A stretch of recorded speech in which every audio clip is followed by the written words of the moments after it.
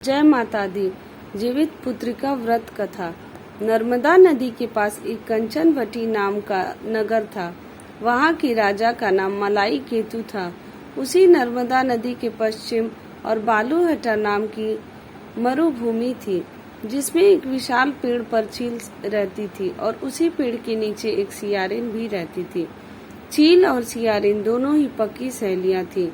कुछ महिलाओं को जितिया व्रत करते देख चील और सियारिन ने भी यह व्रत करने का संकल्प लिया और दोनों ही भगवान श्री जिमुतवाहन की पूजा और व्रत करने का प्रण ले लिया। जिस दिन दोनों को व्रत रखना था, ठीक उसी दिन शहर के एक बड़े व्यापारी की मृत्यु हो गई और उनका दाह संस्कार वहीं मरुस्थल पर हुआ।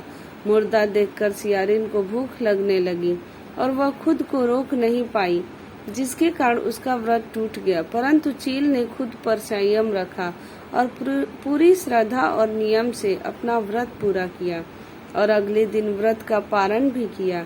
उसके बाद अगले जन्म में दोनों सहेलियों ने पुत्री के रूप में एक ब्राह्मण परिवार में जन्म लिया। उनके पिता का नाम भास्कर था। चील बड़ी बहन सियारिन छोटी बहन बनी। बड़ी बहन का नाम शीलावती रखा गया और उसकी शादी बुद्धिसेन के साथ हो गई। छोटी बहन का नाम कपूरावती रखा गया और उसकी शादी उस शहर के राजा मलाई केतु से हुई और छोटी बहन कपूरावती कंचनवटी नगर की रानी बन गई। अब भगवान जिमुतवाहन के आशीर्वाद से बड़ी बहन शीलावती को 7 पुत्र प्राप्त हुए, लेकिन कपूरावती के बच्चे जन्म लेते ही खत्म हो जाते थे। कुछ सालों बाद शीलावती के 7 पुत्र बड़े हो गए और राजा के दरबार में काम करने लगे। उन्हें देखकर कपूरावती के मन में ईर्ष्या और जलन की भावना उत्पन्न होने लगी। इस ईर्ष्या की भावना में कपूरावती राजा से कहकर शीलावती के 7 बेटों के सर कटवा दिए। फिर उन 7 सिरों के साथ बर्तन में डालकर ढक दिया गया और शीलावती के पास भिजवा दिया गया।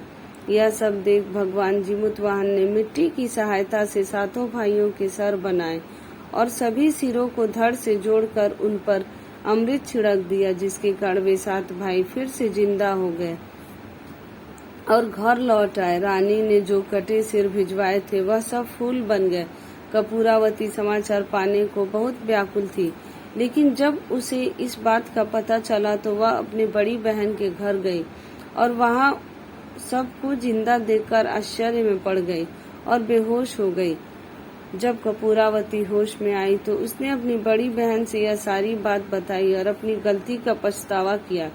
भगवान जिमुतवाहन की कृपा से बड़ी बहन को पूर्व जन्म की सारी बातें याद आ गई और वह अपनी छोटी बहन को उसी पेड़ के नीचे लाकर पूर्व जन्म की सारी बातें बताई, जिसे सुनकर कपूरावती फिर बेहोश हो गई और मर गई। जब राजा तक इस बात का सूचना गया तो उन्होंने उसी जगह पर पेड़ के नीचे कपूरावती का दाह संस्कार किया।